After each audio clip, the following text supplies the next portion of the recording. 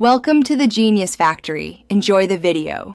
You start by opening TikTok and finding the video with the emoji you want removed. Once located, save a backup to your camera roll so you can always revert.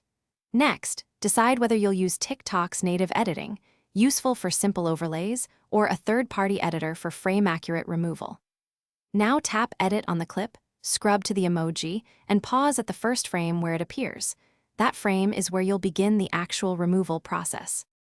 Once you've chosen a method, start removing. If the emoji is a sticker, select it and hit delete or adjust opacity to 0. For embedded emoji in the image, import the saved clip into a video editor with object removal or clone stamp tools. Track the emoji across frames and apply a mask or patch on each keyframe. Make sure to match surrounding color, grain, and motion so the fix blends. If the emoji moves, set motion tracking so the mask follows naturally.